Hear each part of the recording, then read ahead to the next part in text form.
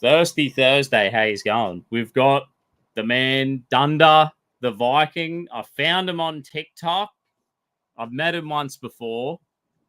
We've got him. He's here to teach us about how to be a fucking, I reckon, a good bloke. You got to be a trustworthy bloke if you're working out and looking after yourself. You know what I'm saying? When I see a bloke who doesn't look after himself, I think, how do you trust someone who doesn't care about themselves? You know what I'm saying? So my impression from this guy is he's a good Aussie bloke. How you going, mate? Thanks for happy to be here, and thank you for that introduction. Yeah. I have been working out for quite a few years. I will say I started just for vanity. I wanted to be stronger than my high school mates. But fuck yeah, you got to do it for the chicks, and you know, it's got to get the motivation. Is you just want it like you want to be able to stand over your mates. You know, you got to be a tough cunt, and you want to get a Sheila. What more? What a great reason to work out for, you know? Yeah, and you always hear the joke. You always get the guys, not really the girls. It's like having a mullet, you know. There's that. I don't know if you ever grown a mullet, and it's like the compliments just fly from the blokes. Love the mullet, and the chicks will just be like, "It's disgusting." Yeah, not the biggest fan of the mullet, but it is a traditional Aussie look. Can't deny that. Fucking good. I've tried to grow it a few times, and I guess failed, to be honest. Yeah, growing my hair the longest I've ever grown it. Actually, could go for the mullet this time. Have to think on it though. I won't commit to that. So how long you been working out? Like I found you on TikTok. We actually met at the One Nation Freedom of Speech conference. Yes. So you were looking good. I think I was like sizing you up. Here he is. He's a fucking rig. I think you look bigger. I think you actually look bigger in real life than on your TikTok, because I think you weren't like short or anything. You know what I mean? I'm 5'11". I'm not a shorty. Nah. You're just a big under 6 foot. Yeah, well, when I'm online, you can't compare me to anybody else. So, you know, I could be a small little guy who's just really wide. But no, I've been working out for 10 years probably now, 9 to 10 years. Pretty consistent, you know. I on average, if I'm training, I'll go 5 days a week, you know, to do something. But, you know, there's always some months break. During the pandemic, there was 6-month break there. But generally, you got to move every day, right? If you sit down all day, well, you got to get out and do something. So going to the gym's the only time I can really actually move, lift something, do something. Yeah. So it's for as much as health as any other reason. I mean, health is why I keep going. As you mature, you're not chasing the guys or the girls anymore. Once you've landed, you know, you've got a missus. You're a stud. You found a missus. Like, you know, once you've found your missus, you know, it's sort of, it is. You're doing it for you got to find another reason. Yeah, because I know my two best mates, well, they got a little bit soft after they got their missus. Yeah. And they haven't quite gone back yet. I like the idea. We had like dudes at work, and they'll be like, you know, they get married, and I'll be like, oh, I'll buy you a deep fryer for your wedding gift, mate. You know what I mean? Just sort of invest into them being a fat slob now that they've locked in that. They're married. I don't believe in divorce. You know what I mean? Like, you make a commitment. You gotta work it out. You gotta make it fucking. I'm a Christian. The only way out is adultery or, you know, maybe domestic violence. They're the only two outs of a wedding. Yeah, you know what I mean. But like, I you know, on that, I think like in the past, you know, I think my grandparents and many other probably grandparents, they had to make it work. It wasn't that easy to find more people. You know, they chose each other. They had to stick with each other to get by, to survive. Yeah. And I think people did much better because of that, actually. And I think I've seen quite a few people saying that as well. People keep looking. You know what I mean? This is the thing these days. Like, I'm a concreter, and we'll get so many employees. It's like this thing now. We've got guys on the job site. We employ them. We give them. We're like, yeah, mate, we'll give you a go. Bang. No experience. They're getting paid good money, and I see them at lunch on Skype, and they're looking for new jobs. And I'm like, stop looking. Stop looking. Just just learn the skill. Yeah. Learn the craft. But I tell you, it's the same thing with chicks. Like, dudes keep Yeah. looking, but they can't just stop. Like, make your commitment. You don't buy a car and keep looking. Once you've bought it, that's it. Yeah, yeah. It became too easy, I think, because it's always at your fingertips through the phone. Yeah. But hey, you got to find them without makeup. That's one thing for sure. I think everyone needs to take that to heart. Oh, fuck yeah. That's right. It's like, it's this thing. Like, I guess you're on your TikTok and Twitter and that, and you sort of talk a little bit of politics as well, right? It's not just weightlifting. You'll chime in. I seen you said about the vote no. You were sort of saying it's a good day. I volunteered. I volunteered, bro. I was on the team vote no. Thank goodness. Yeah. So you've got the mental connection of what's good for your health, but there's a moral compass. You're here, you're showing people how to be a man and what a masculine mindset is. You know what I mean? Yeah. Well, I'm one of 4 in my family, sibling-wise, and I'm the oldest, so I kind of had to be a big brother, lead by example. Nice. So I got 2 brothers and 1 sister, and that's pretty much spot on. Politics is not really a subject I think a lot of men, younger men, really get into at all. So combine it with weightlifting, combine it with something interesting, right? Yeah. Because I've actually been in politics as long as I've been lifting, right? No. I've been quite engaged because it controls everything around our life, and I didn't understand it very well at the beginning. I'm actually, to be honest, how I first got engaged, I'm not sure what drew me there, but I was engaged. I had to get my parents to sign the forms for me because I was too young. Yeah, to join the party. Well I was done. joining the LNP at the time, right?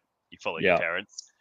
But yeah, so I was always engaged, always listening and learning about that world, trying to develop my own ideas and understand it, put together the picture of what politics are, what's left, what's right. Because I know at uni one time I even considered joining Labour because I thought that their ideas were good because I was young, younger. And so yeah, I just decided to throw myself out there. I knew I was pretty good at lifting. I mean, I trained a lot of fellas at uni and so forth. So, but everyone's doing that. So I just wanted to make it a little bit more unique and combine it with, I think, politics, which I want to see a lot more people get involved with. And we have to. We have to now. We're losing everything that we hold dear. And soon we're going to lose our voices.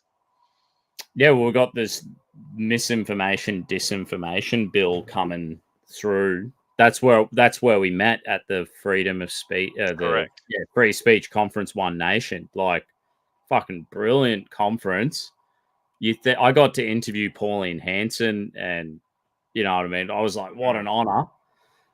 You think of the Please Explain cartoons. You think of what was said at this conference. That's all under threat. Like, these, to really talk and really, there was like an atmosphere of banter and having a laugh and being a bit cheeky up from what they're saying on stage. Like, we've got to say these things. We've got to say these things, mate. You look at the Please Explain cartoon, Pauline Hanson, well done. And it really is under threat. Like, yeah. Well, do you know? Well, the only people that are going to be able to speak if they do pass the misinformation bill, it'll be the government, it'll be universities, and I just made a note: government, universities, the mainstream media, and the current federal, state, and local governments. So effectively, the people that told you to vote yes, and the people that told you it was safe and effective. Yeah, that's who's allowed to talk. What a danger! Or and then it will be. Probably people like me will keep talking, and then you'll end up just getting deplatformed. I'm on my fifth round of being deplatformed. So Really? my TikTok was 5,500 followers on Yeah? TikTok, and they Yeah? just like we were going hard on the no vote campaign. Like, Right. had some funny interviews with like Aborigines just on the street, and they're like, we're having a drink on the street, and they laugh, and we're dropping no vote banners, and just having a fucking fun time, man. Yep. Having a laugh. I didn't even really like talk up the no vote. It was more like just vote no, and like having fun, you know what I mean? Blasting a megaphone, doing letterbox drops. It was going fucking good. I'm like, yeah, this is going hard. I only had it for 7 months, and then, bro, they went and wiped out. I lost TikTok. I got blocked from my link tree, and my website all got taken down in one day. Like, it was just bang, bang, bang, bang, bang. And I was like, holy That's fuck. dirty. I Yeah, pissed well, someone off. yeah, you got on someone's radar. And Yeah. you know the next step after that is they'll block your bank account because that's what they've already been doing in Ooh, Canada. And that that's, would be see, scary. it is scary, because once you start on this path, where do you stop? There's no line in the sand. Mm, It's really, really concerning. it In is. fact, you'd never even imagine it in our country. No. You couldn't. A couple of years I ago. thought it's insane that like we have a referendum. We're told to, like, it's a democracy with, here's a referendum, yes or no. I participate in the democracy, the democratic right to Hmm. protest and make, like, there is an element of satire and joking and making content, having a laugh. But like, it really is, it's being involved. This is a part of being Australian. This is a It part of is. the Constitution and what the country is and the way it's set up. And then, like, next minute, it really is. I messaged TikTok. I was like, hang on, you're violating my rights under the Australian Constitution. Like, I'm just participating in my In this democratic process, rights. yeah, Like, what is wrong with what has been done yeah. here? And like, get this, for like, I could just see the violations were rolling in. So they're like, violation, violation, violation. I was like, oh Damn. You no. don't know what it was, like words or anything that was sending it off? Because I've had a couple already banned, my videos I chucked up, but I guess it's because I said vaccine. Bro, it was like, get this. I had this little clip. It's sort of like a image, the evolution monkey. So it's Yep, like a yep, little monkey turns into a man and it goes back to a guy on a computer. yep. So I had that graphic like pop up over one of the videos, and Yeah. violation comes in nudity. So that little So monkey, there's okay. They're looking for anything. That's they're where they've looking gone. for Yep, anything. Once I was a target, I was yep. going down. I think Mm. there was even the copper. Did you see the video where there was a cop who went down a kid's slide and he fully fucking like axed himself coming No, I down? haven't seen that. So I made this like Aboriginal character named King Bungaree, right? And sort of like Yeah. Bungaree's face pops onto the video and he's like, that fucking stupid copper dog, what are these cunts doing now? And like, that's all Yeah, he yeah, said. That's yeah, all he said. It's in yeah. jest. It's a fucking. Of course, I've got it's good mates who humor. are cops. I sent it to my cop mates. I'm giving them shit and having a laugh. Like, no one gives a fuck. It's perfectly in line with Australiana. Correct. I would agree. Yeah. Yeah. Yeah.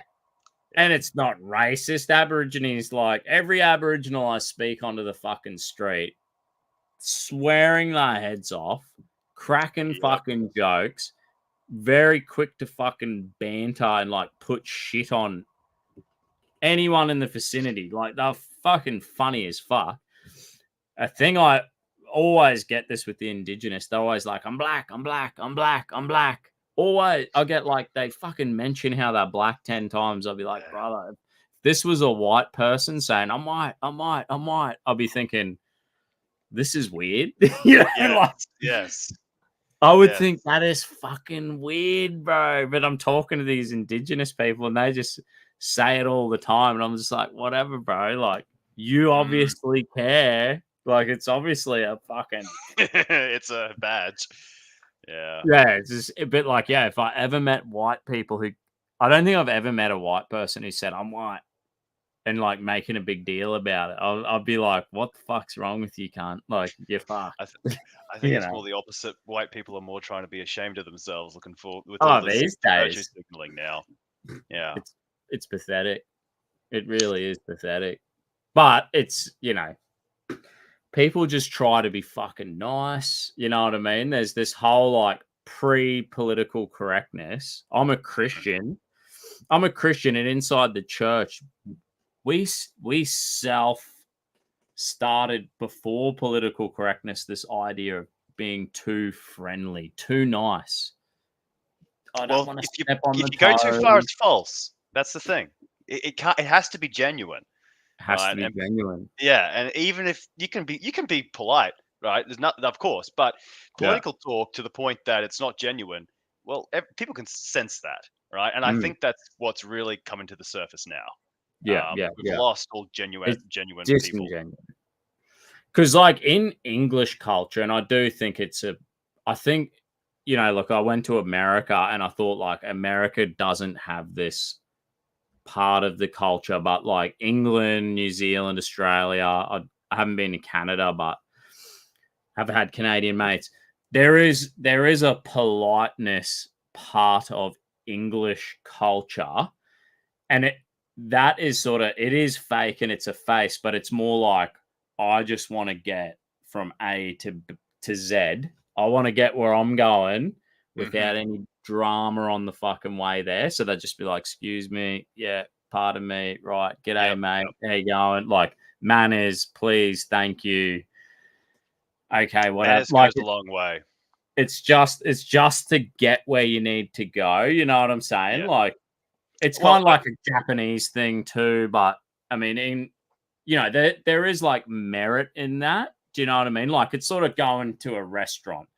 My wife, she'll be quite fucking rude to people at restaurants, and I don't okay. know why. She's like, Yeah. oh, when she was 16, she worked at McDonald's and she worked in a restaurant and she worked in, retail. So we having these people like she'd be like, I remember when I worked in that job and I was fucking like awesome at that job. That person was lazy. And I'll be like, shut the fuck up. That person's making me dinner. Yep. Yep. I don't want spit in my dinner. I'm just like, excuse me, thanks, mate. That'd be lovely. Thank you very much. And I'm just like, my burger's coming out. They've made my burger. It's got extra fucking bacon and cheese on it because I was so nice to them. Hers is I coming always with shit. Yeah, I always say I like to leave everybody that like I interact with a little bit of happiness. Even Yeah. at the checkouts, because frankly, most people are having a shit day. They got nothing to Oh, look forward to. So I give them all the love I can, try and lift them up, give them a nice interaction, even if it's a bit funny, a bit weird. It's good for them. It's good for fuck me. yeah. So yeah, and look, you never know how it'll come back to you. I believe if you're good, you put out goodness, it comes back to you. And Yeah. Yeah. if you're a bad person, you're not polite, well, people won't want to be around you, and that'll come back to you. Oh, So at fuck it. utmost, you've got to be polite. You've got to lift people up. Yeah. Yeah. Here's a great story. I was wearing this shirt, bro. I'm in New York City. We just went to 9/11 Freedom Tower, right? And I bought the Hmm. shirt from there's like the fire department across the road. So I bought the shirt. We're at the pub that night, and there's this big African American cunt. He's fucking huge. And I was Yep. like, I was like, beer, get this dude a beer. How you going, mate? Just having a banter. And I was like, oh, you look a bit upset, mate. What's up? And he's like, oh, I just failed my firefighter test. And I was like, Hmm. that's a fucking shame, bro. I was like, I'm wearing the shirt. I'm like, bro, I just bought the shirt from the fire thing. And I was like, don't give up, mate. Have another crack at it. And he was like, yeah, I'll have another crack. And he told me how he was a veteran. He served after 9/11. He signed up, Yeah. fucking went to Iraq and then all the shit. I'm just having a good chat. I'm like, sweet, bro. Nice to meet you. An hour later, we're sitting there, and this fucking huge African American cunt tried to stand over my mate. Right. And guess what? The fucking firefighter dude goes, leave these good people alone, chops them down. And I was like, Yeah. I was like, there you go. Yeah, That'll yeah. be. And I thought, fuck, I'm so glad I just said g'day to that dude and had a beer with him, There Yeah. you go. Yeah. Yeah. This cunt, one dude was like Shaq huge. The other dude was fairly rigged, and he looked grumpy as fuck. So I was probably an idiot because it's like, here's this real grumpy looking dude, and I'm on holiday, just like, you give me the beers, Well, he's in a bad mood, just failed his test, but yeah. Anyway, it turned out all good.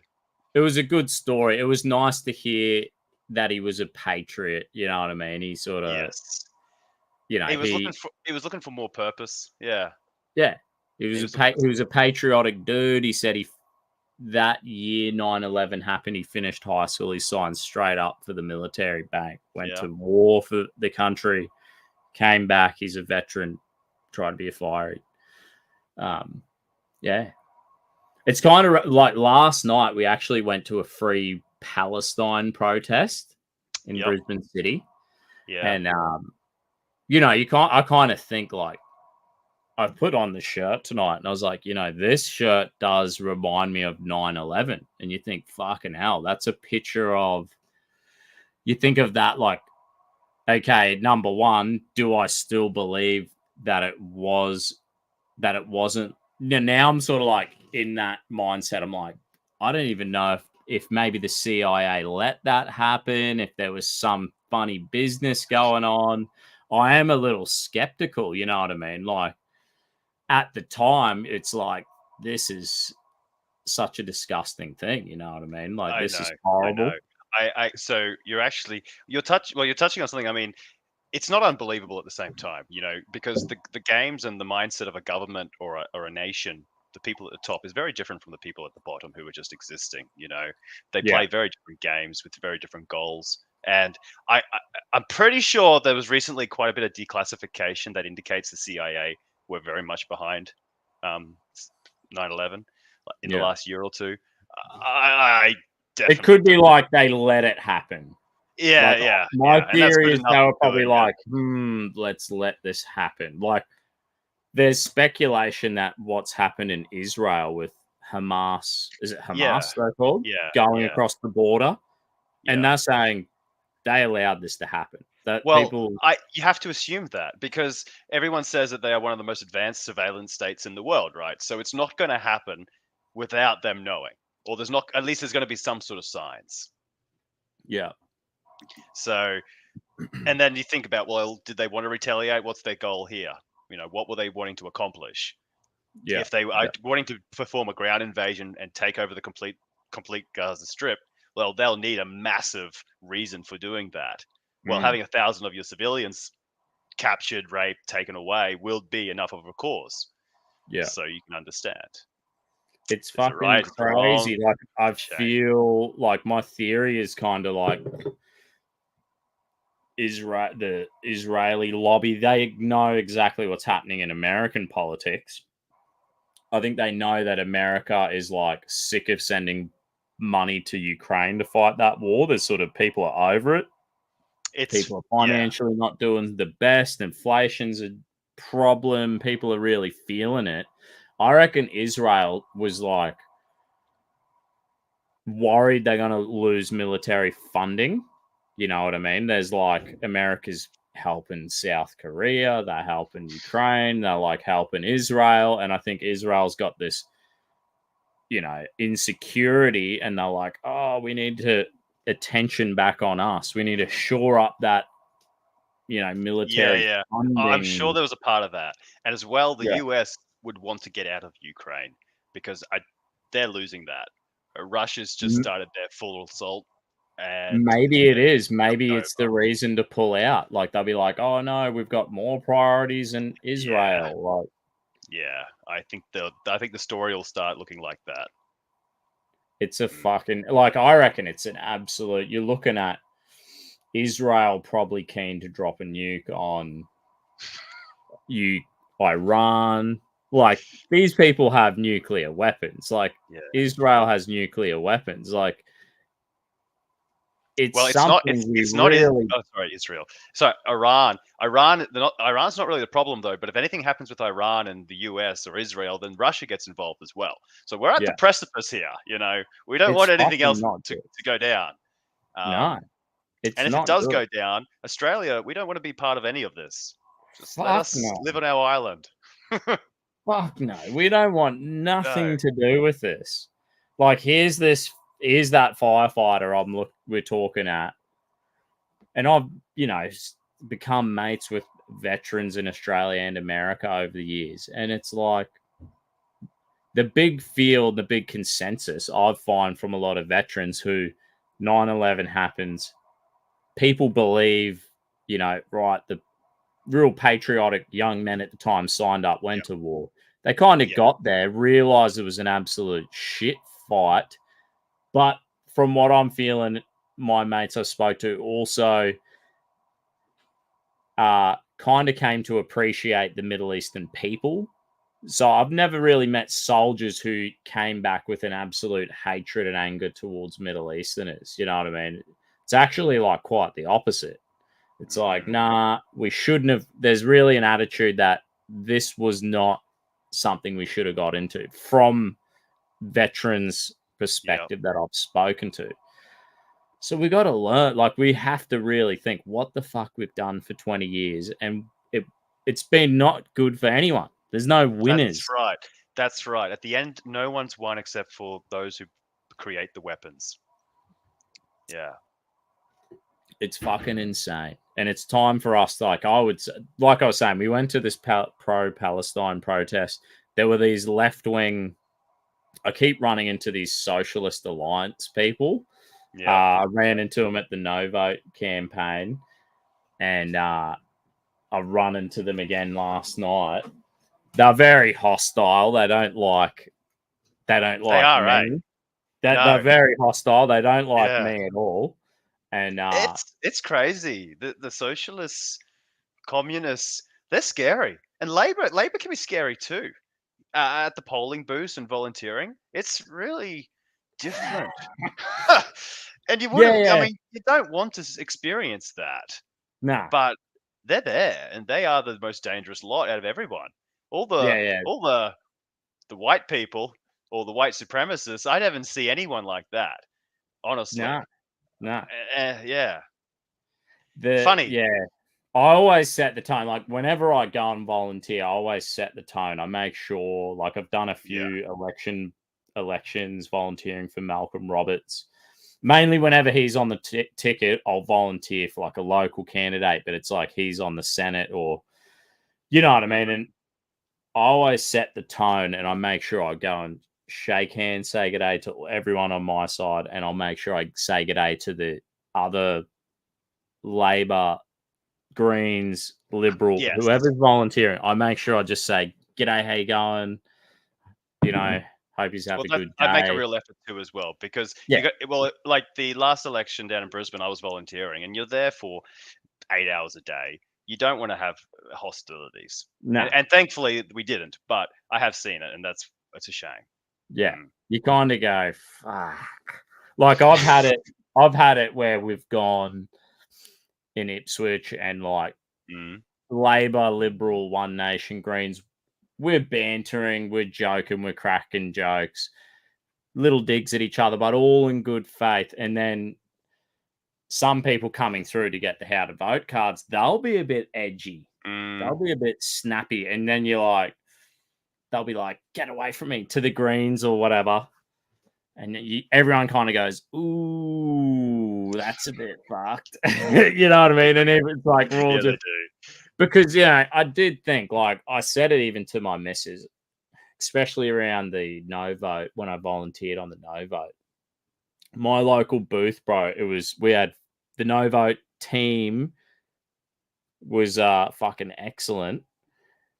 But I said, like, look, I wish more of my mates would have volunteered on the no vote campaign. And I wish, like, people would have I think it's like, when even if I'm looking at a yes voter volunteer, I'm like, hang on. At least we got up and we volunteered and we stood up for what we fucking believe in. there's a lot of people on the sidelines who won't even give 2 hours of their time. So I'm like, I see that yes person, I disagree with them, but I at least I like that character. They're willing to fucking stand up for their convictions. Yes, I know what you're saying. Yeah, Yeah. of course. I mean, that's one of why I'm putting myself out there, is to help encourage other people not to be shy about it. I think people look at it as a bit tacky in a way to get involved. It shouldn't be. No. Our fathers and grandfathers, and go back as many generations as you want. Basically, they all died to build what we have here today. It should be a very honorable, should be a very passionate adventure, and play a part. It's exciting to be part of the world. You Fuck don't want to be yeah. just at home all day. Yeah. Uh, I said I took last night I took my brother to this Free Palestine protest, and he was me cameraman. He's never really helps me, but he came along, and I was yeah. like, I said, how did you reckon that went with all the lefties like blocking the camera and fucking carrying on like spastics? And I was like, do you reckon that was like a bit much, and should we avoid that scenario? And my brother was like, nah, fuck that. That was awesome. He's like, best fucking weeknight I've had in ages. Didn't cost us a dime. Like, I was like, you. That's good. It was fun. Like, fucking A. That's it. And I be honest, more often than not, I have fun too. I get my brothers out, and yeah, look, it's boring, but so's your job, and you still put up with it. There's always those moments in everything, so you put And up that, with that. like, this is about weightlifting, working hard, volunteering. There is that element where you can go into the, I don't know, let's call it, you're coasting along, you switch into like neutral, and you're just like, meh. You just mean in life in general, sort of. Yeah, like, especially if you're in, like you're saying, very important to be working hard, very important to be working out, very important that we volunteer and see where we can actually fucking do something moving in the right direction. But in that process, you can become like I have like a philosophy around this the mental mindset for myself. I've volunteered thousands of hours, literally thousands of hours. Me and my missus volunteered in youth groups for 8 years, 2,000 hours each, like insane amount. We're probably up to like 5,000 hours volunteering together over 10 years. And my thing was like, am I enjoying myself? Am I having a fun time? Am I meeting people and connecting with them, building friendships? Am I having a good time? And I was like, if I'm doing that, make it a win-win. Has to be a win-win. I'm building community. I'm connecting with people. I'm having a fucking great time. So you've got to have a goal for doing it in the end. And maybe it's got to be a bit of a selfish goal. Selfish isn't a bad thing, but it's got to be something for you. Otherwise, you aren't going to do it, Yeah. So, and that was your reason. That was why. It's the win-win on the journey, ultimate long-term goals. You're talking about, you think of a man, what a man needs to. I was thinking about this today. I was like, how important it is for a man to work out, be fit, boost your self-confidence, boost your attractiveness to, getting a partner, the best quality partner you can get. You got to look the part. You got to look after yourself. You're presenting this, that's the whole, it is win-win. You know what I mean? You're winning because you're investing in yourself, and it has the effect, the effect of, you look good. It feels good working out, but you've boosted your confidence, and now you're more attractive. You get a better partner to do life with, to find a wife. How important. Well, yeah. It all feeds into itself. I started working out. Well, it was to be strongest, but I mean, working out it drives energy in your life, right?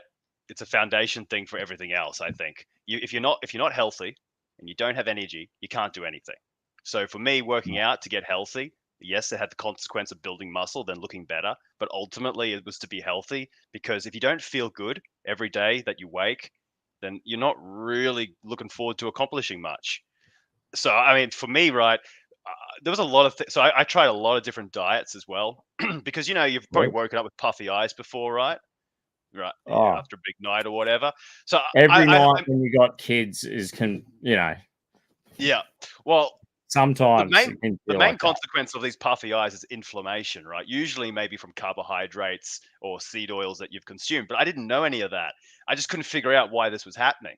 And then, Mm. say after lunch, middle of the day, you get real sleepy. You're like, Just you know what I'm talking. slammed it. I do it Yeah, all the time. My missus will load me up and it's fucking yeah. Well, amazing food my missus cooks me, and then it's like dense mashed potato or fucking rice and pasta. And yeah, there's meat and veggies in there, but I'm like, and then I'm yes. like, Well, for me at the time, like when I really got worried about that was because I was Uber driving, and I'd had my lunch, and then I get an Uber trip from Southside Brisbane. I'd go through the tunnels to the airport. Man, I could hardly stay awake. Those were dangerous trips. So I mm, couldn't keep doing that. yeah, yeah, yeah, um, and yeah, the whole thing was because when you eat carbohydrates, doesn't matter what time of the day, carbohydrates are the worst. You get a blood glucose spike, and that makes you sleepy. So if you just yeah. take out the carbs from your meal at lunchtime, you don't get that sleepiness near as bad. And so Dang. I only have breakfast now, and only have dinner and charge all day. Wow, Yeah. amazing, Well, awesome. yeah, I've tried a lot of different things. I used to only have one meal a day, but I like to have breakfast, I realized. Yeah, I Just eat fucking heaps 6 times a day. yeah. I But I've tried it gone once, but it's a through lot of work Yeah, I've to gone I prepare. mean, look, I ate breakfast, smoko, lunch, afternoon tea, dinner, and probably again after that, Yeah, like yeah, 6 times. yeah. So I eat a fuckload, but I'm a concreter, so I'm burning the weight. I'm burning it off, you know what I'm saying? You're active, of course. I've always worked 2 jobs or working plus volunteering a lot, so, you gotta just load it in. But I do also fast, so that's something that Yeah, yeah, I've always done, like more of a religious Christian thing. But I learned once I started, like even for like a religious purpose, like if they said we're fasting at church, everyone jump on the bandwagon and be like, all right, you go a whole day, go from eating 6 meals a day to like not at all. mm. But It's a it's bit of a like shock. you learn this feeling of hunger. And it's like, oh, and then you're working. I mean, because look, the tradition is you're supposed to, Jesus said, comb your hair, wash your face, don't tell anyone. So you're not supposed to mope around like, oh, fucking starving. It's supposed to be like, shut your fucking mouth, Yeah, don't tell anyone, keep it personal, private, and you get a reward. Like you get a psychological, spiritual reward from this. Um, and like I learned this feeling of hunger, and I'm like, cool. And my energy levels were okay. And I wasn't like, yeah. I need to eat. Like, Well, we got to think about it. Look, because remember, we're the same as we were 1,000, 2,000 years ago, right? So when you're hungry, well, your body thinks you're looking for food. So your body's not going to be slowing you down. Your body's going to be speeding you up. The body's going to be repairing itself. The body's going to be putting you into overdrive because you've got to find that food. So mm, hunger is a great feeling to have. Actually, the hormone ghrelin, which causes the feeling of hunger, helps regenerate new brain cells. It's a nah, hugely beneficial thing. The ancient yeah, Romans used to use fasting to help cure epilepsy because when your body is fasting, you're obviously burning fat, not carbohydrates. And fat mm, is a much cleaner fuel source. There's only like 3 or 4 steps that it has to go through to be converted into ATP energy. But with glucose, there's 12 steps. So there's a lot of more what they call free radicals, which is like oxidization. They're negative things you don't want in the body, right? So there's a lot more steps when you're using carbohydrates, a lot more mm, energy to convert to make energy. But fat is clean, pure, and your body can charge on it. And it's a natural evolution. A lot of things in religion. So I always take things back to sort of maybe more primitive living because everything that we're using now in this modern world, we only made this in the last 200 years. So we're mm, still trying to figure out the consequences and how to use these tools most effectively, computers, chairs, all this stuff. But a lot of practices in religion. So you were touching on fasting with Christianity. Well, I'm not sure. I don't know the rules of religions too deeply, but I know masturbation is frowned upon quite heavily in Christianity. Is that right? Yeah. Well, that's because when you masturbate, your testosterone levels plummet, and when your testosterone plummets, well, you don't feel very good. Right. So Yeah. the reason that they frown upon that and the monks frown upon it and so forth is because when you don't masturbate, well, you've got much higher levels of testosterone. So you Yeah. feel a lot more like a man. So a Yeah. lot of these practices, they wouldn't have known the consequence, but they'd know how they felt by doing this. And there's actually science behind it that gives it a very Yeah. legitimate reason. Yeah. Yeah. It's tried and true through like a cultural mechanism. It's like the original Yeah. form of science, you know. Yes. Yeah. And that's a great point because so I won't tell you why. I've got a few allergies like eggs, nuts, and fish, right? So I unfortunately cannot eat these. So I've become Mm. very aware of the way that food impacts my body to the way that I feel. Yeah. And that's it. If you can listen to your body, you can make a lot of good decisions for yourself. In the Fuck chat, no. someone's asking about the price of fuel. Yeah. Yeah. Damn me, mate. He said, "Boys, how high is the price of fuel going to get over the next couple of months? What do you think will happen I to the reckon it's country going if to it keep going surges?" up because there's still wars going. And while the wars are going, everyone needs fuel. And the US has no strategic fuel reserves left. They're empty. So Yeah. prices are probably going to surge because they're going to have to buy more to fill that back up. We don't make any fuel here. We don't have any reserves here. It's hard times for everyone. And I think it's going to get much harder. But that's the only way for massive change to come.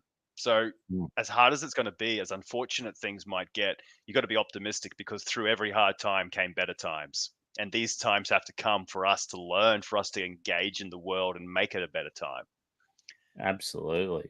It's disgusting. I see friends of mine at the moment, like this country. I've got mates, a lot of my friends are married with kids, and I think Hmm. of professional couples, might be a tradie with a nurse or a teacher or, accountants and, like quite fucking professional people Yep. that are, I've got mates and they'll be like, mates who say I can afford a six pack on the weekend. All the bills are paid, both parents are working, and they're like on a tight budget. And you go, what have we done to this country? Like, what has really Yeah. happened? It would be since COVID-19. And I swear to God, when Trump was in power, they've just got rid of him and accelerated retardation. They've just fucked it Yeah. You completely. almost think, was it by design? I mean, you look how bad things are. Who's going to vote for It him is. now? It Yeah. has to be by design. Like it is by design because they go this green agenda and Yeah. we want it's pushing the energy is the foundation of Yeah. inflation. So once, like we're saying here, once them fuel prices go up more, the businesses pass this on to the consumer. Like they're not gonna make it affect their profit margin. They'll be like, no, we need this amount of profit. We're gonna have to up Correct. the prices, Exactly. and it Yes. lands on us. So whenever Yes. you buy that fucking box of goon, and they're gonna say, they're gonna say like, to get this goon bag to the bottle-o for the bogans to buy it, they're going to be like, it cost them an extra whatever because the fuel's up and the goon's going up. The groceries Yeah. are going up. Whatever you Yeah. buy is going up because energy prices it is the foundation to this inflation problem. Well, you Biden need it. came in, they went to green agendas, Albo's come in, and they're like, they want to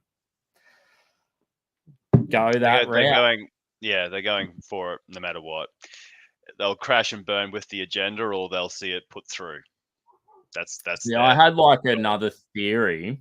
Mm. My theory was sort of like imagine the climate change is just all bullshit, right? That's psychological storytelling so that we can swallow this pill that everything's going to double in price and we're all going to be as poor as the third world. Like, so they have to like tell us a story. Correct. So why are they narrative. doing that? It's the narrative. It's the psychological. Oh, thank you. It makes me feel so warm inside.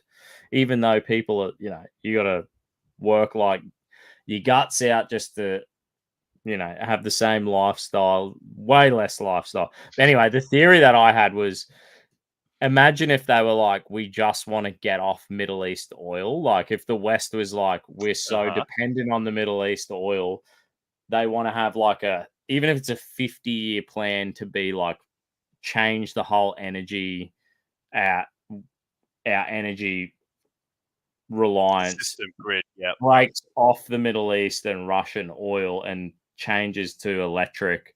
Maybe they feel like there's more security in that. So that was my theory. I think it's like climate change is bullshit. That's not the real reason. The real reason is maybe the petrodollar collapses. Maybe the whole system's about to fucking change, and they're like, we need to change the whole energy restructuring of the West. Well, I think that's necessary regardless of why, okay? Because while we're buying it from somewhere else, it's always going to be more expensive than if we're doing it at home. And obviously not as secure, which we're seeing right now. I don't think green electricity through solar panels and wind turbines is the solution. I think we should just go for nuclear out in the desert, few stations. They'll pay themselves off in 100 years. I definitely think... Nuclear. Yeah, I'm down. I'm down on the nuclear. That'd be fucking way better. I think you're definitely right, though. There was a goal to pull out of the Middle East. Well, because the world's changing right now. The petrodollar is changing. Okay, with the rise of BRICS, you've got nearly a third of the world's population in that group. BRICS: Russia, China, Egypt, Africa. They're all coming together with the Belt and Road Initiative that China's doing. I mean, China doesn't need the ocean, right? The ocean's controlled by America, Australia, Britain. But China's just using the Belt and Road, big railways from China to Africa to do all their trade. And so they'll have a new financial system there. Bang. So the whole world's going through massive change. So, and that's why things are getting tough, because Australia exports about 80% of our natural resources, if not more. So we are the Africa of the modern 21st century. We ship all of our natural resources over to other countries where they refine it, turn it into actual goods, and then we'll re-import it. That's quite confronting when you think about it like that. We are the Africa of the 21st century. America and the Europeans are using us like they used Africa. Yeah, absolutely. And and you think like, I always think about these socialists who are like, oh, they whinge and whinge and whinge and they carry on so preciously. And I think like, we're the biggest socialist nation in the world, like per capita, education, healthcare, social welfare, all these things. It's like we're at the top. In history, we're at the top of all these. How much is actually getting spent? How do we fund that? A lot of this funding is because of the mining sector. And these socialists are like, they'll be greenies as well, and they'll be like, the earth is boiling. And it's like, okay, if we stop selling all this coal and fucking iron ore, you can kiss goodbye your socialism, because we're not going to be able to fund it. Like, it's impossible. That's right. I think it's like a third of my taxes go to welfare. I saw in the last breakdown. Yeah, it's a lot. I think, was it freaking, who was that? Campbell Newman. He did that breakdown. We all got our tax return and actually like broke it down and told us the percentage of where your wages are going. And I thought that was such a good move. It is. You need to inform the public. It's just we're way too disengaged from the real world and what's going on, especially in our system, because no one really knows. And media doesn't inform you. Like, it's atrocious. It's atrocious. I know even when I was a child, my father would change from news channels trying to find one to inform him. Hey, I mean, we have the internet now, thankfully, but it's been a problem forever. I guess, slowly dumbing us down in a way. Yeah, absolutely. We're getting dumbed down. We're under this, like you were saying, the world's changing, and you think about how social media's changed us. Like all these, like I said, the socialist alternative, these crazy people. Did that really exist? Did this trans, gay, everyone's racist, everyone's offended, political correctness, did it even exist before we got the internet? Like before we got social media? Like we've went from watching, we used to watch Jerry Springer and we were like, Jerry. Yeah. And we knew the freaks existed, and now the freaks are like running the asylum. You know what I'm saying? Yeah, they certainly would have always existed. They just didn't have a voice. They didn't have a platform. And also remember, the platform that they're approaching is all emotion, right? That's the entire socialist green agenda. It's all emotion. It's all for the children. It's all for the future. It's not grounded in reality. And same as the Yes campaign. It's all an emotional ploy. Yeah. That's the issue, I think, because it's not logical arguments. And I think Australia had a lot of good logical debates in the past, because a lot of good politicians have said the other side, let's say the socialist side, are good people, and they genuinely think that what they're pushing is to help people, but they're not connected in reality on the long-term consequences. And that's where a lot of people, I think that's what separates a lot of people, whether you think about next weekend or whether you're thinking about next month or whether you're thinking about next year. And I think that's something you've got to take on board in your own life and everything. You need to look forward, how every action that you take is going to have repercussions, negative and bad. Yeah. And personal responsibility. That's where that shift from socialism, they can disconnect and be like, it's someone else's problem. Oh, this is, I'm a victim. And like, right. And that's really what, that's a big subject that I really want to try and push us, like Australia, back to self-reliance and personal responsibility, because we have to have that as an individual and a country. Otherwise, well, you're always looking for someone else to blame because it's not your problem, right? But you'll never accomplish anything like that. It's a foolish way to live. Yeah. Because regardless, I remember, like, so I'm young. When I was young, and people invited me to church, so we were living wild, like crazy, out of control. You binge drinking. Like our mate would sell us all, I think it was $4 for a liter of moonshine. Like, we were just, they might have even been 2-liter bottles for like $5, bro. So we were just alcoholic, out of control youths.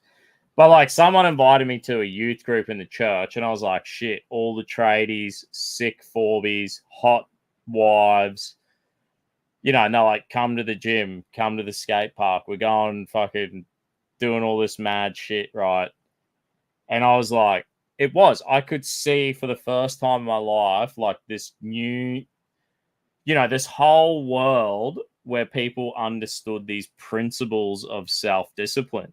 And it was like, it wasn't crazy religion. It was like, it was a community, and personal responsibility was just embedded into the culture. They just did it. And people were like getting married young and working hard and fucking working out and going for driving and doing, like, dudes would have doing bloke stuff. And it was so much more. It was like, this, I can see a life here. I can see a life here for a future. And we need to get back to it. But gym was a big part of when I sort of got my life sorted out. I actually snapped the tendons in my foot. So my foot was like really, I was so dumb, bro. I was playing footy, snapped these tendons in my foot, and I was like, I think it was year 12, and I was like, I'm not even really didn't even really go to the doctor about it, and I just left it, and I'm like, just got to finish school, got to start work, I'm doing all this shit, and I just left it. But I stopped because I couldn't run, I couldn't play. No, sport. You wouldn't have been able to do much at all. That sounds terrible. But I started going to the gym, so this was like a thing where it actually, like, because I was like, I did enjoy playing sports and all that. And then it was like psychologically, I was like, I felt like a bit like, oh, my heart's getting ripped out. This is a lot to handle. It was a lot to handle, but I was like, I started going to church. The boys were all into the gym, so I started like lifting weights. Yeah. And that totally like fulfilled and got me through a tough time. And then I think it was a year and a half, 2 years later, I ended up getting surgery on my foot and I got it fixed. And no And long-term I damage? was a fucking idiot. Yeah. My toes are like pinned straight now, bro. So it's not good. Uh-huh. But I was such a fucking idiot. Like I was Yeah, young and I was just like, and for some reason I didn't like to show emotion or that I was needing help and I didn't know who to talk to and I didn't go and I didn't talk to anyone. I didn't even talk really to a doctor. So I was fucking stupid. And but luckily I was sort of like falling into a good crowd of people that helped me. I think at that right time, if I didn't have the people around me, I probably would have just like continued my path of destruction. It could have went like this, look, but it's luckily always it went like that. there's the saying, "Show me your friends, I'll show you your future." And it's so true because my worst decisions were with peer pressure and friends who were not representative of what I wanted to be, and my best outcomes were when I stuck with my mentors and the people who I wanted to be. Yeah, for and sure. your injury, your foot. Would you say when you got it fixed, you realized how vulnerable you probably were as a person, as a human? Because for myself, going to the gym and then getting a bit older, you get a few injuries. I got a few injuries. You realize how vulnerable you are and how precious everything you have is. And you really get that connection to your body because you feel everything when you get that connection. And the gym is it's a great place to be. We are animals. We're designed to move. I really think, especially for young men, you've got to get there to do something. You don't have to be big. It's just to be healthy. That's really the only reason. There's like, so I had like a heap of injuries actually when I think I would turn 30. I had like a torn bicep. And like I was just we had literally, bro, we had 4 dudes on workers comp at work, and I was like had to pick up a lot of slack. Yeah. I think I am like a bit of it's a foolish characteristic, and I was like, fucking, I'm into it. I'm just hooking in. This is fucking easy, and it's 10-hour days and Saturdays, and I tear my bicep. My foot starts playing up. My back starts playing up. And I'm just like, I just feel it. You know what I mean? I haven't felt it like that. Hard to relate, rough. but that sounds It was horrible. rough, bro. I remember going like, I said to my miss, get this, bro. This is like, sometimes this shit happens and you think, fuck, how did that even happen? I said to my missus, I'm going to go and work comp today. I'm telling the boss. First, that day, he walks up to me, goes, any more people go and work cover, they're fucking getting the sack. And I go, okay, then. And I just suck it up. And I rang my missus. I said, right, I'm going to lose my job. I'm saying nothing. I went to the doctor that afternoon. I was like, I need antidepressants and painkillers now.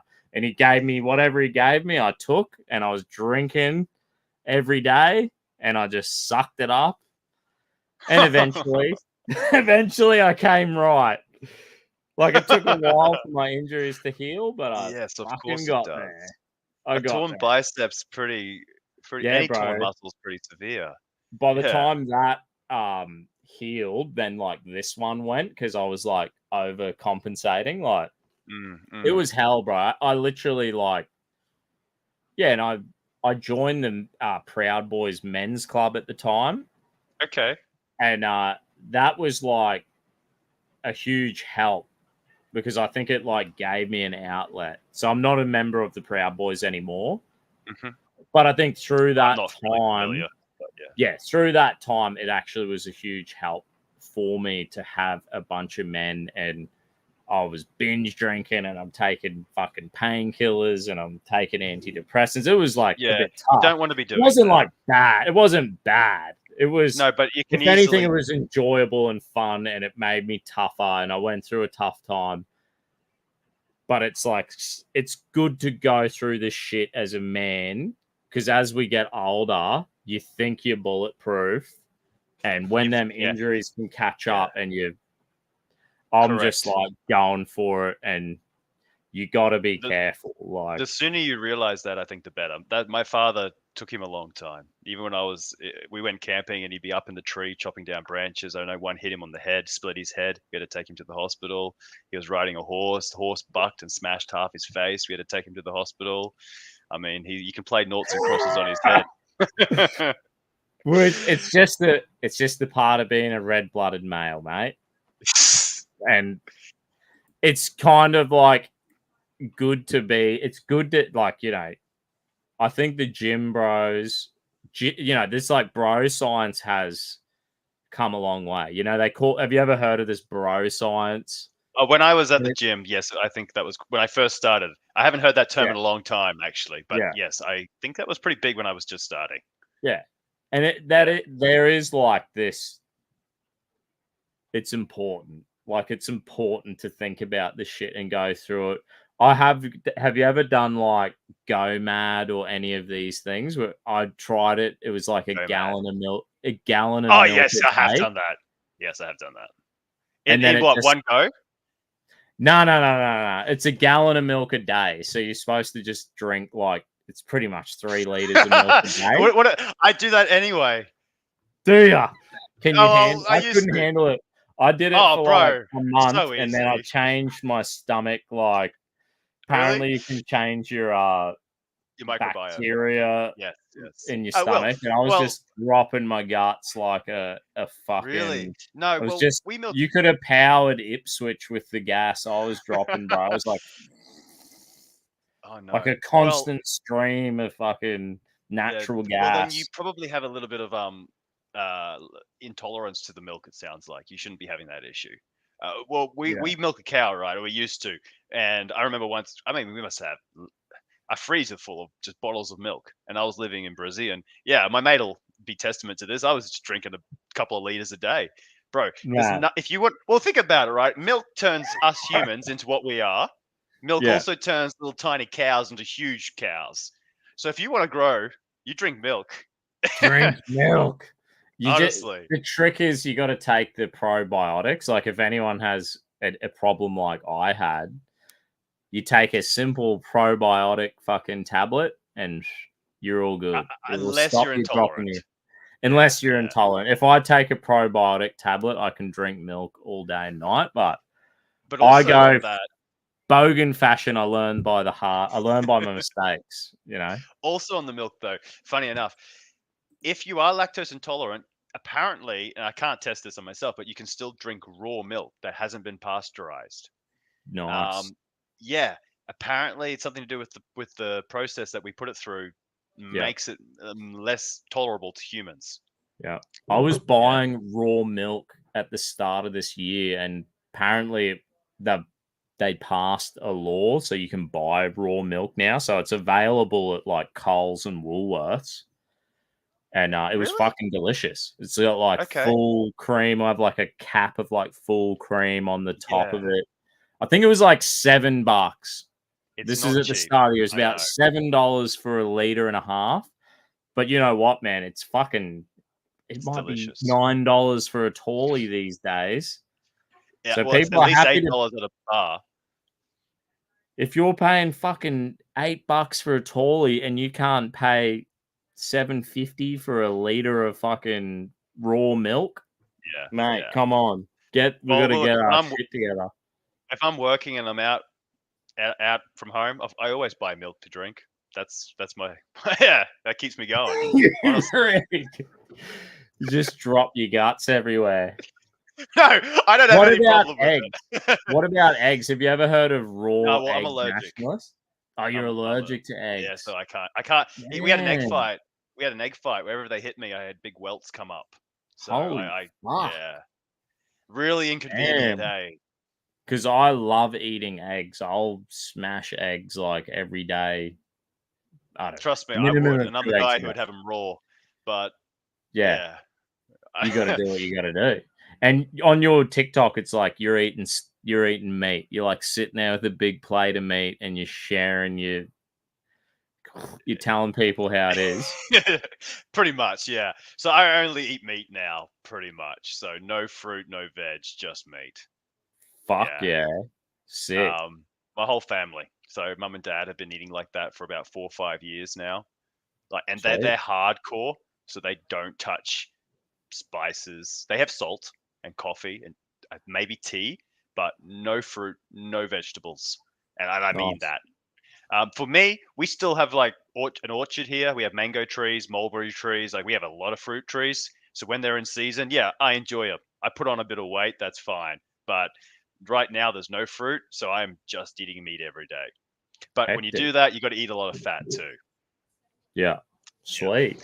So what's the grocery bill like then? Do you think it's Well, competitive? Is it I more definitely think it's expensive? cheap. No, I definitely think it's cheaper. So when I was in Brisbane living like I am now, we buy our own cows, we breed our own cows, and we slaughter them. Right? Um, Sweet. Pigs, same as pigs. We just chopped up 4 sheep the other day. Yeah, we had that last night. Excellent. Pretty good. Awesome. But anyway, in Delicious. Brisbane, I'd go to Big Gun Butchers. Yeah, Big Gun Butchers in Springwood, and I'd buy $100 rump and ask them to chop that up for me. And so I Yeah. just have a rump steak for breakfast and dinner. And look, it's not that Hey. exciting, sure, but it was cheap and it supported my goals. If you want a bulk, just throw in some sweet potato, and then yeah, you're sorted. Bang. Sweet. What It's about simple, and I eating I like think it's cheap. ground what about eating like ground beef, like mince? Terrific, terrific. So Yeah. you can just slam that. I was buying 1 kilo packs of meat of ground beef, Yeah. and I was just like So cooking it. I was cooking it on my barbecue. I was like, fuck it, I'll just yeah. cook it on the barbecue because it's a massive hot plate. I'm like, how the fuck am Yep. I gonna cook a kilo of mince? Mince. But like Yep. what I did is I broke it down into, you know, containers, and Yes. I was like, fuck it, made all my meals for whatever. And I just thought I did this my missus does the cooking and she looks after me fine. I think at that particular time, I think I was trying to give up. I gave up fast food. It was during one of my fasts, like it was during Lent or something. And I was like, right, no more, no junk. And for me, junk food, fast food, it's always the convenient thing. You know what I mean? It's like, Yeah. oh, Macca's is just there. Of course. You're starving. I'll go grab a meat pie from the bakery. Probably, I don't know how bad meat pies are. Probably better than McDonald's, but I thought, right, I'm doing Lent. It's only 7 weeks, so just having all these meals in the freezer. So it's like whenever I get the craving, Yeah, you got that as like an don't be alternative. lazy. Don't just go to the junk fast food. Yeah. And Go to the look, when you freezer, when you chuck it do in that the when you do that long enough, to me, I don't look at McDonald's or anything like that as even food now. Hey, I wouldn't yeah, touch it. You wouldn't even to pay me. I wouldn't really be interested because it's nothing. It's yeah. But I just touch on the mince, right? When you cook that, do you ever see all the white fat that gathers? You usually do because when you put it in a container, the white fat is everywhere. I don't like that. The white fat means that the cow is most likely a grain-fed cow, okay, and right, that's not particularly healthy. Those cows, because they're eating soy, corn, probably a lot of hormones too, so it's not too different to eating like McDonald's to some yeah, extent. Like it's not as bad, obviously, but I don't like that. I like yellow fat. So if you're cooking grass-fed meat or even the meat from the butcher, it's or pasture-fed, it's more often that it's been eating grass, and that's the optimal meat. Yeah. right, You want to eat sweet, animals that are eating real food because you are what your food eats. So if the cow mhm. is eating corn and soy, you're eating corn and soy through the meat, right? Yeah, So yeah, yeah. yeah. We went to, I think it was Glen Innes, Inglewood. We went to on a hunting trip out on a farm at Inglewood, and the guy does like gourmet steaks. So it Yes. was sick. He gave us the tour, and it's like he did like grain and hay bales and lime, so like mixes it all up, and he dumps that to the cattle. But then there was like, I think it was soybeans, and they like crack open, and it's like a green mat of grass, looks like turf. So he's like, not sure. yeah, But he anyway. set it up so there was something about like they have to eat green a living plant for Yeah. their gut health. You know what I mean? He said Okay. it like helped them with the fat on their body, and it made, because his specialty was gourmet steaks. It's kind of like a Wagyu beef style. Yes. Okay. You know what I mean? So this is like cow paradise. And Yeah. Because I was thinking our cows are just eating grass and they're doing all right. But yeah. Like the Wagyus, they feed them beer, they massage them. Yes. So yeah. Yeah. It was fucking sweet to see. Like, this dude he was just like an IT dude who thought, fuck it, what am I doing? I could live anywhere. That's cool. And he bought a farm, started a fucking, gourmet steaks. Bang. We were like buying steaks, and he's like, here you go. I appreciate that. I mean, we've got a part of our paddock we used to use for tree plantation. Once we get the wet season through, we're going to clear that to make it more grazing for the cows. Because I want to get us nice fat cows, as fat as we can get them. That's fucking awesome, bro. Look, if they're happy, I'm going to be happy when I eat them. So, man. And so, like, so we met at One Nation Free Speech Conference, and you were the muscle on the door, keeping out the riffraff. Yeah. So you support One Nation. Do you volunteer for One Nation? So yeah, I mean, I like the people behind it. I think they're genuine in what they're doing. That's what I see. Yeah. They're pretty much straight to the point, right? I appreciate that. I don't like to waste time. And the only reason they're there is because they're actually fighting the good fight. And I do think that the United Australia Party as well, I think that they're there for the right reasons. When you look at the individuals, I won't put my energy behind Liberals anymore. I like I said, I was with the Liberals, but during the pandemic, when they were supposed to stand for their values, the values on their website, the values of why we all stand for them, they didn't. Yeah. So if they didn't stand at the one time that it mattered most to all of Australia, why do they even exist? They just broke everything that they were supposed to stand for. So next time that we actually need them, I don't think they'll be there. And so, yeah, I definitely have been putting more energy behind these other minor parties, and One Nation I quite like. I love the Pauline Hanson's Please Explain. I bought a bottle of rum, but then my lizard knocked off. Now, I bought a bottle of rum, right? And I was putting it right there. Just hold my lizard cage shut. Then the lizard crawls out and knocks off my rum onto the floor. Oh, no. Yeah. Yeah. I shouldn't have done it, but anyway. Did you do it just for tonight, or no? This didn't just happen, did it? No, this happened this was a month ago now. Yeah, sweet. I was going to say, if that happened just before you went live, that would have been... Oh, that would have sucked. Yeah. No. But yeah, I do also believe One Nation is the best we've got. Like, I've met Malcolm Roberts many times. Yeah, I like Malcolm. I've met him a few times now. I've seen him, like I was saying about the Socialist Alliance, like, I've seen Malcolm Roberts do a speech. I remember he did a speech about defunding critical gender theory in public schools. Yep. This is all this tranny. Yes. Have multiple genders and all this fucking crazy shit. Really dangerous stuff. So Malcolm's doing a speech in front of Queensland Parliament. Crowd of fucking, they're like, these people were... It's probably the pre-Socialist Alliance, because years ago they were publicly anti-FAR and the Australian Communist Party. Okay. So they'd have hammer and sickles on their shirt, communist shit. It's nuts. It's nuts that happens. I just sorry, I know you're going somewhere. It's just the fact that we fought a Cold War against communism, that entire political ideology, right? But yet we don't teach anyone about that. and then we have people actively promoting people and a regime that killed more people than anyone else. It's insane to me. It's the bad word in my language, communism. But sorry. Well, we keep adopting that. We keep adopting what they want, and then we which just kind of become more. It just fucks our country. So it's like it didn't work. The more we do it over here, the more we suck.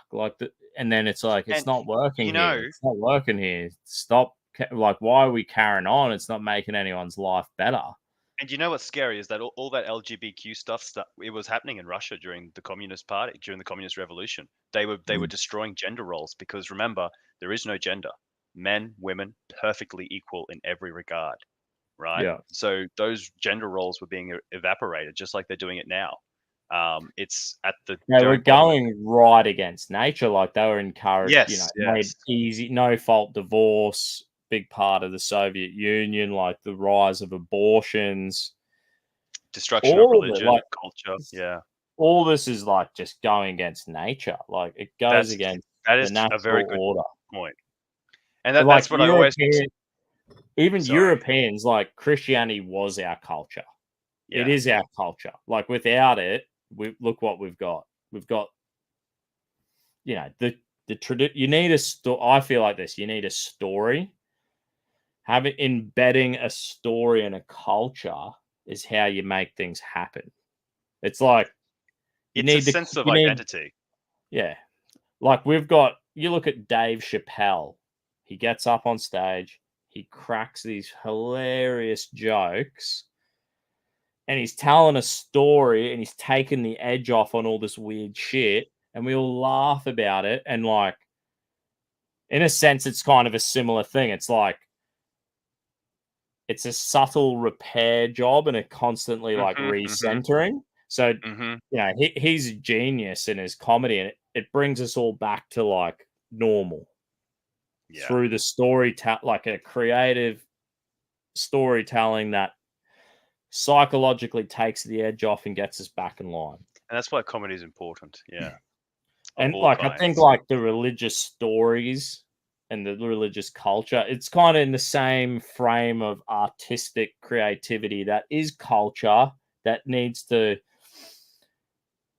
You don't really want to you can't force people to live a certain way, but what you need is a mechanism to guide us so we can voluntarily act in a beneficial way for us and everyone around us.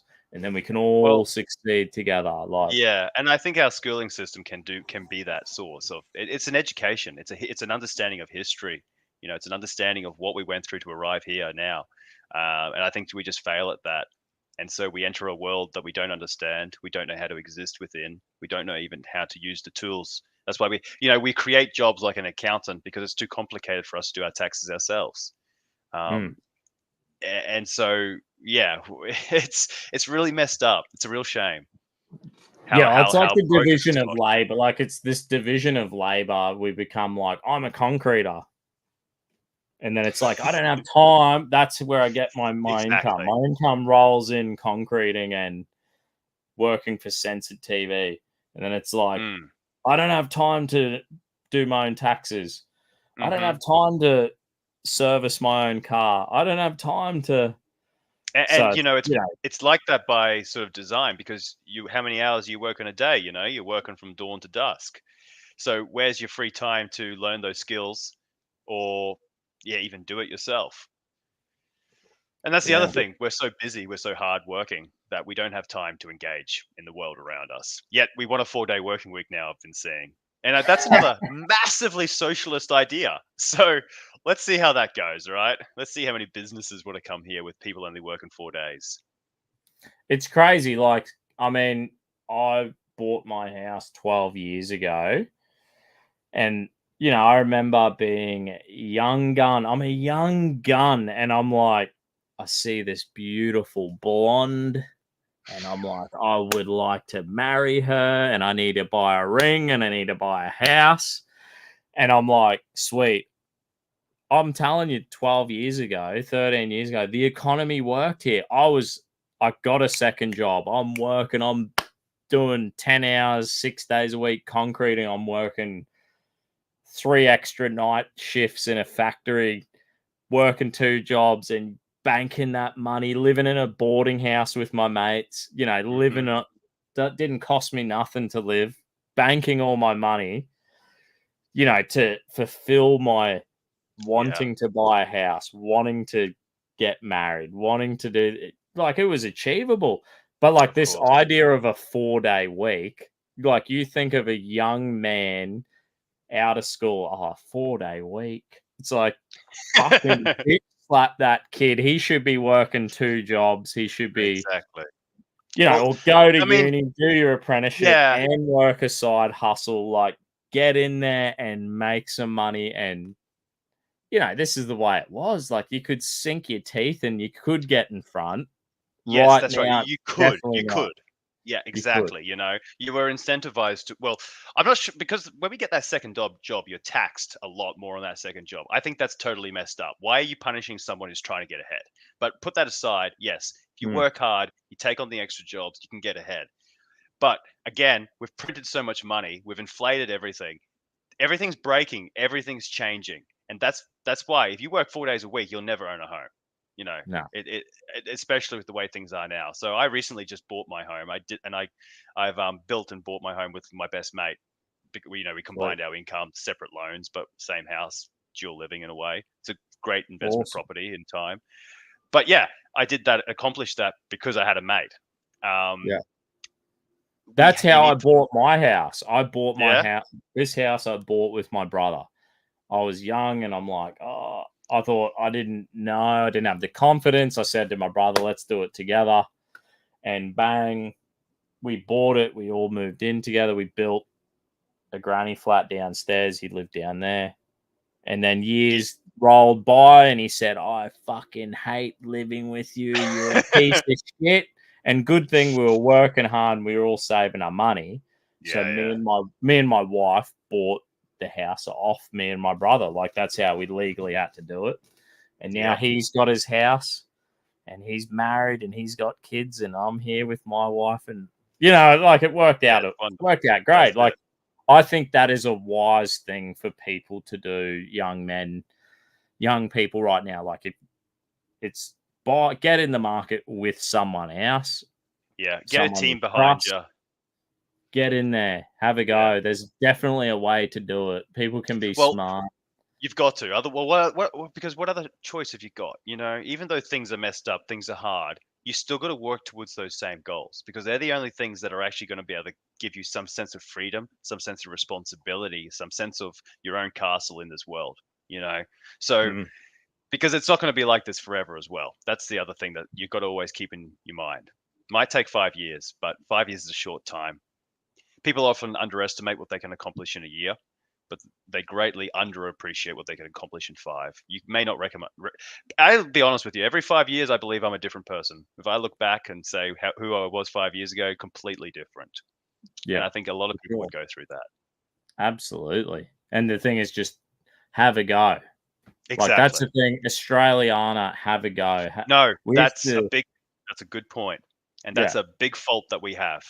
You've got nothing to lose but everything. You lose every shot you don't take. So take every opportunity. If you feel uncomfortable, that's a sign you should do it. That's what I tell myself. I always thought, like you don't want to have a regret. If you sit there and you're like, fuck, should have done that. You got to have a go. You got to have a go. Don't do it again. You got to think about it. And, your 5 year brackets. Where do you want to be? What do you want to do? And you think, if I don't do this now, in 10 years' time, I'll say, fuck. And you will be. Yeah. Can you live with yourself?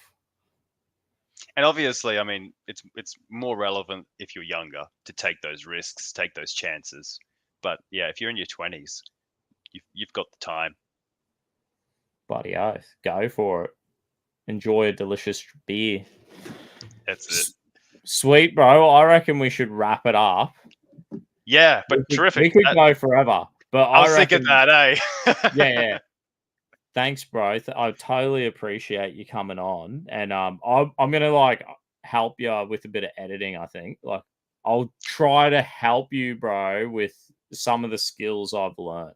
I Like, appreciate I'd that. love to see you do.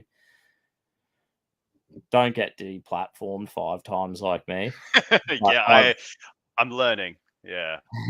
I'll help you out, bro, because I think All right. we need you. And I'm gonna keep like Thirsty Thursday, I keep trying to reach out to people and get people on the show who, are having a Yeah. crack. I appreciate it. But you've got it, bro. And everyone follow. I left your link in the description below. Yeah. Yeah. But just a Dunder comment about Dunder Viking. Dunder Bang. Viking. Yeah, yeah. Oh, the Mad Dog in Argentina. I like him. Just on that last comment, but I don't think he won. I think. Oh, they're going into the runoff election. Yeah, runoff Oh, elections.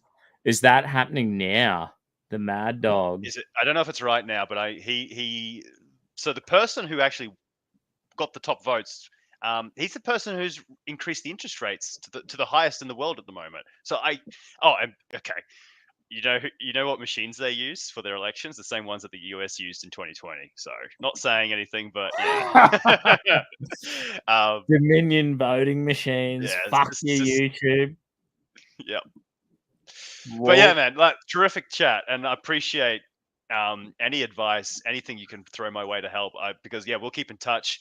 We need to yeah, raise fuck more yeah. voices, spread good messages, and get more people involved. We need to So get more people into the gym. It's so important. There has been especially that too. studies where like they've said, I think there was like a study and they said like they took whatever it was, 50 blokes, and then they started work. Every single one of them that started a working out routine politically moved further to the right. Really? Yeah. The statistic, like it's like a fact. It's a Yeah. fact. Like we got to get people working out because You've got to it be starts healthy. to fix things up. It It starts to. does. Yeah, it does. Your health is your wealth. You can do anything if you're healthy until you're over. You can do it until you're literally in the ground. Just don't Man, stop moving. Yeah. I work with a sick. How old is he? 68. Concreter, Mm. tough as nails, mate. Oh, you He'll just try to my steal your girlfriend. You know what y- I mean? He's uh, an old rig. yeah, yeah. I'll have to get my Yeah, grandfather on. He's like 85 or something. He's fuck rough. yeah. I mean, but just like my dad, right? He's got just as many injuries and stuff, but he's a farmer, cane farmer, and he still drives a tractor and goes just as hard as he ever did. But that's the thing. Yeah, When you've got to have a reason to live, and as soon as you stop, as soon as you lose that reason, that's when everything ends. So, but bloody yeah, we got to oath. stop. We got to wrap this up. So, Sick. Thanks everyone in Rumble. Sorry we didn't really read out the comments. I sort of get once I hook in, I'm sort of in and I can't be distracted or else I'm not listening. I'm not communicating well. Anyway, God bless you. Thanks for coming on, mate. We'll get you on again down the track and follow yeah, what you're up to.